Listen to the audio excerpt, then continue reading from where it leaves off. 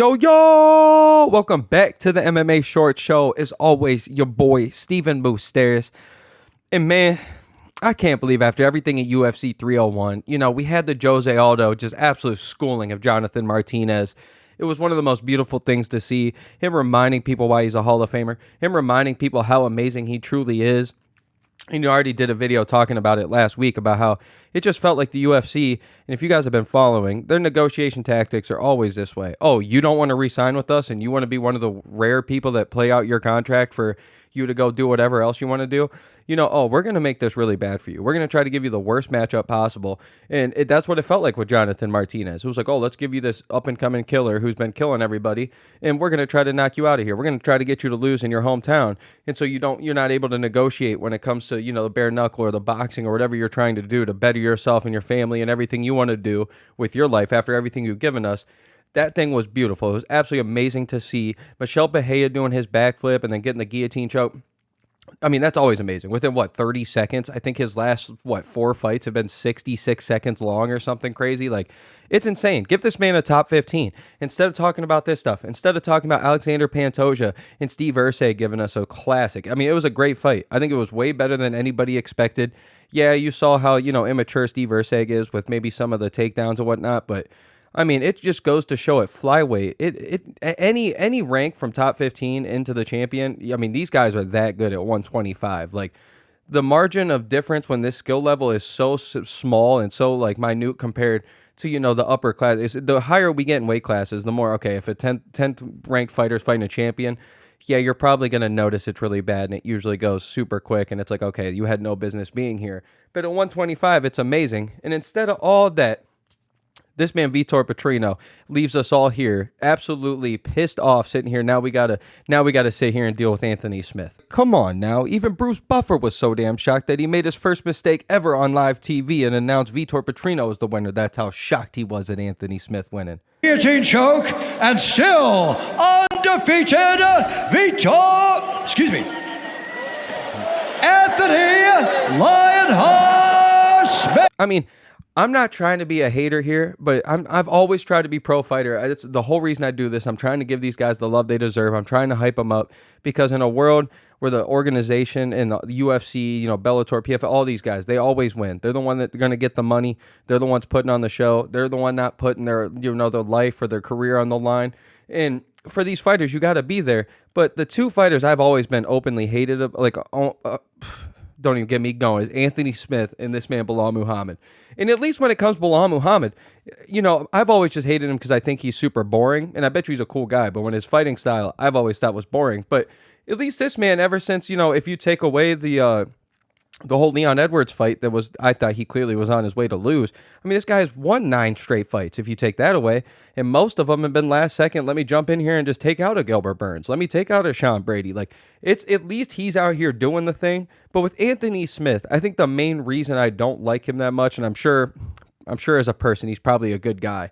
But the thing that always upsets me is now that he's got, his podcast and he's always out here on, the UFC, analyst team and everything now, this man's always sitting here talking like he's Jon Jones. And he's always talking crap about all these fighters as if he's actually out there winning. Ever since his Jon Jones fight, and even if with the Gus fight, he's 6-5 in his last 11 fights ever since Jon Jones fight. And if you want to take the Gus fight away, he's 5-5.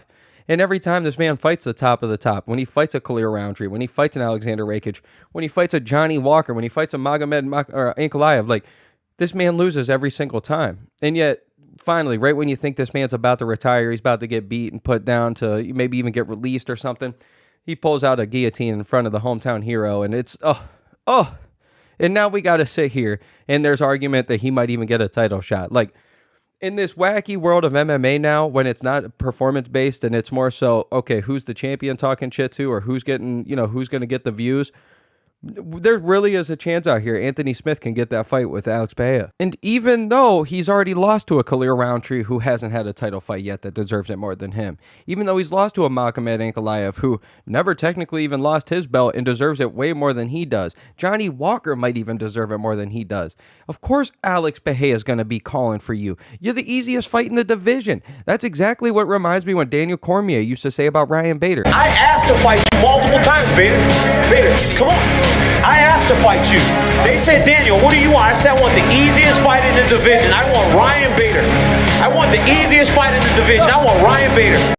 Like, you want me to go fight Anthony Rumble Johnson? No. Do you want me to go fight Alexander Gustafsson? No. You want me to fight Jon Jones? No. I'll take Ryan Bader. That's who I want. That's exactly what Alex Pereira is doing right now.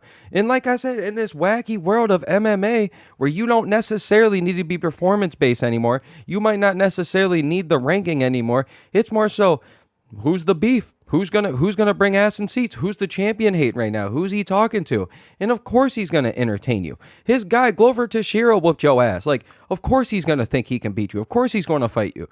I mean, especially if you guys look, like, I'm not critiquing Anthony Smith from a fighting point of view. Like, when it comes to me and him, he would kick my ass. That is for sure. The man's fucking 50 pounds heavier than me, for sure. And I'm not even talking that bad about him. I'm just, when it comparing other guys to professional fighters, like, dude, come on now, man. Of course, like, when you look at his last few fights, he looks terrible on the feet. He looks like he has no idea what he's doing. His reaction time's way slower than it ever was, and he used to be decent.